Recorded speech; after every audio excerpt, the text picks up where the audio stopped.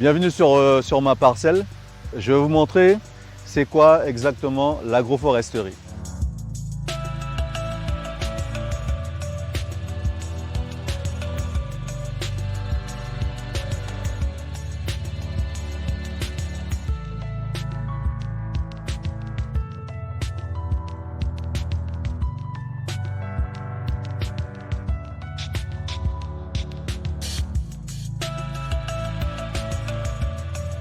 Alors comme vous le voyez, il y a énormément de diversité végétale. Vous avez ici donc le roucou qui est utilisé donc, dans des mets culinaires traditionnels. On a de la papaye, de la banane. On garde au maximum ce qu'on appelle des plantes sauvages comme par exemple le bois canon qui peut apporter du phosphore et de la phosphate.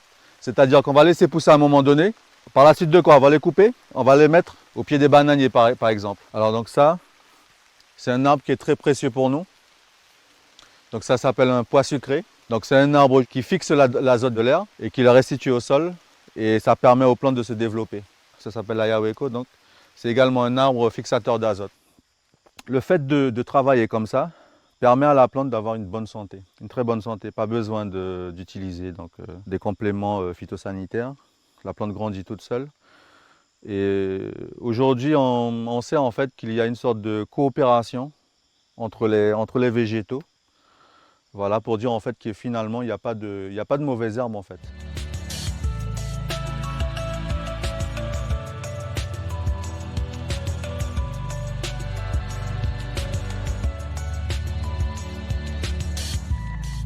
Un abattier, donc c'est une zone qui est coupée, hein, qui va être transformée en parcelle agricole. On va couper le bois, on va laisser sécher pendant à peu près 1 mois à 2 mois. Après ça, on va brûler pour que les plantes puissent se nourrir des cendres. C'est une technique mais vraiment spécifique à l'Amazonie, puisque nos ancêtres l'ont utilisé.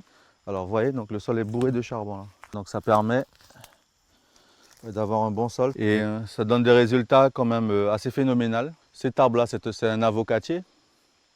Il n'a pas 2 ans. Là ici, on a donc une petite parcelle d'igname. Hein.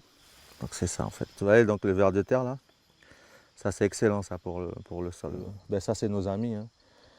Ce sont nos auxiliaires. Ben, quand on les voit, on est content. Dans ce sol, on utilise des produits chimiques. Moi, je n'ai utilisé. Le sol ne ressemble pas à ça. Hein.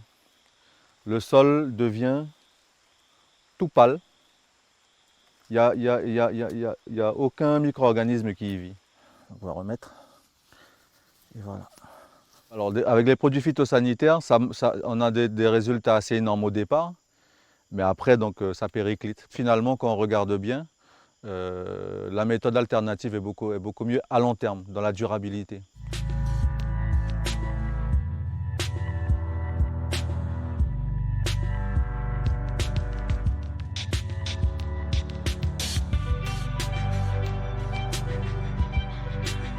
Là, donc ça, c'est le groseille pays. Hein.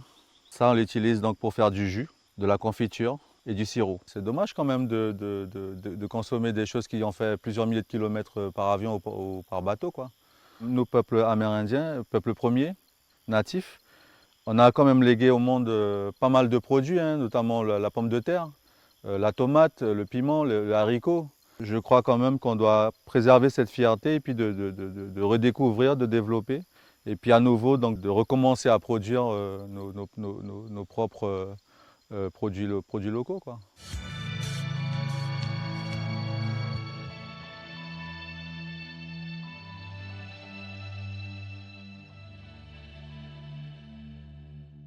Ben, je pense que partout dans le monde aujourd'hui, il y a des paysans qui ont pris conscience que le paysan ne doit pas exploiter le sol, mais doit travailler avec le sol. Le sol est vivant. Le sol, c'est, comme on dit chez nous, c'est notre mère nourricière. C'est quand même extraordinaire ce que la nature peut apporter, quoi. Extraordinaire. Et je suis presque ému en disant ça parce que on n'est rien par rapport à ça. On ne fait que demander au sol, que de travailler avec le sol. Et après, donc, la fierté, l'humilité au fait de pouvoir récolter tout ce qu'on a fait, c'est quelque chose quand même de phénoménal, quoi.